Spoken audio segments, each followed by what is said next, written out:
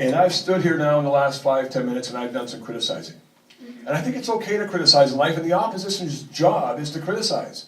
But criticizing alone isn't enough. You need to present your platform, you need to present your policy, you need to present an alternative.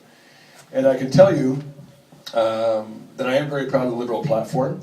The way we want to stimulate the economy is not to give the largest corporations, the richest corporations in Canada, a tax break. I think they're doing fine. They don't need it.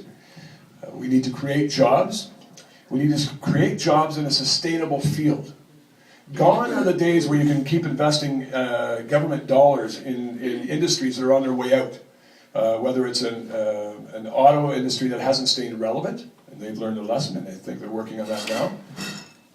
What we need to do is invest in innovative technologies, in partnerships with industry and education. And I use the RIM example as a flag to hold up, and we have the opportunity to do that in this area with 2 educational institutions. We need to develop those technologies, produce those technologies, and sell those technologies. And that will create the jobs of the future, so that when you go to work, you're not worried about whether you have a job this week, next week, or next month. And by the same token, investing in green technologies. I like to call it green capitalism.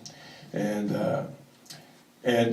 we will also invest money for small business who create employment, not just throwing money at large corporations. We have a wonderful rural policy package which includes a national food strategy, sustainable income help for farmers, broadband, high-speed internet broadband for anybody living in a rural area. I think there's within 3 or 4 years of coming to power, it has to be available to every person in a rural community. That doesn't mean, it also means that when you're at your home, on your farm, or wherever it happens to be, you're going to have access to this, but it also means you can run a business from your house in rural Canada.